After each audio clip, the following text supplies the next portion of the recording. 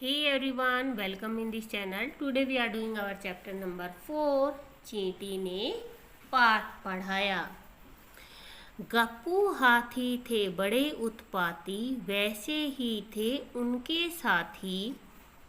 ये जंगल में करते थे मनमानी, चलते थे जैसे राजा अभिमानी। जंगल के जानवर थे परेशान, शेर महाराज भी रहते थे हैरान। एक दिन राजा ने सभा बुलाई, वहाँ आए पशुओं को बात बताई।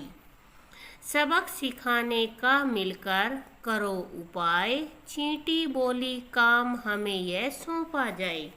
कि यहाँ पर जो हाथी है वो बहुत ही उत्पात मचाते थे, मतलब वो जानवरों को परेशान करते थे, चीज़ों को तोड़ते फोड़ते थे, उनमें बहुत ज़्यादा घमंड था, अभिमान था।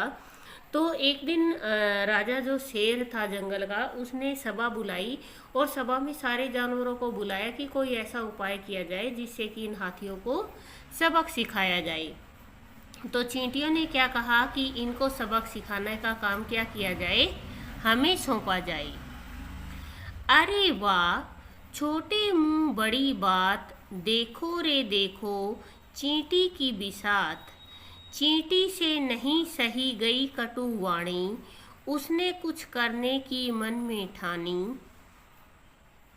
वह अकल के घोड़े दौड़ा रही थी, बुद्धि के चाबुक चला रही थी। चलते चलते वह घर पर आई, अपनी सेना को सारी कथा सुनाई।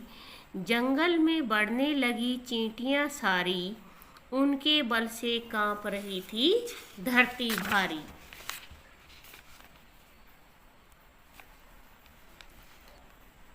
वहां पहुंच उन्होंने गप्पू को ललकारा, उसकी हरकत पर उसे खूब धिक्कारा। गप्पू बोला जो भी है सामने आओ, अपना काला मुंह मुझे दिखाओ। यह सुन चींटी ने एक तमाचा मारा, हल्का नहीं वह था बहुत करारा। उसने दमादम गप्पू पर लाते बरसाई, गप्पू रोया पर उसे दया नहीं आई। फिर धीमे धीमे सूंड में सेंध लगाई, डंक मार मार कर उसकी सूंड सुजाई। गप्पू करता था दर्द से हाय, भैया मुझे चींटी से बचाओ मेरी मैया। बोली अब नहीं करना जंगल में उत्पात, लगा अड़ंगी गिरा दूंगी अगर किया उत्पात। कान पकड़ वह बोला गलती नहीं दोहराऊंगा, नहीं करता उत्पात अपने बच्चों को भी समझाऊंगा। ये कविता थी आपके पढ़ने के लिए, आप इसको याद कीजिए और अपनी कक्षा में सुनाइए। इसके बाद जैसे यहाँ पे कुछ क्वेश्चन बनते हैं। शेर ने सबकी सभा क्यों बुलाई? शेर ने सबकी सभा बुलाई थी क्योंकि वो हाथी की जो नादानियाँ थी, उत्पात वो जो मचाते थे, उससे वो सारे जानवर बहुत ज़्यादा परेशान थे। इसलिए उनको सबक सिखाने के लिए शेर ने सबकी सभा बुलाई। चींटी ने हाथी को कैसे सबक सिखाया? चींटी ने सबसे पहले उसे करारा थप्पड़ मारा, उसके बाद उस पर लाते बरसाई, फिर उसकी जो सूंड थी उसके अंदर घुसकर उसने उसे बार बार काटा और उसके डंक मार मार कर उसकी सूंड को उसने सुजा दिया। नेक्स्ट है, क्या चींटी सचमुच हाथी को अड़ंगी लगाकर गिरा सकती है?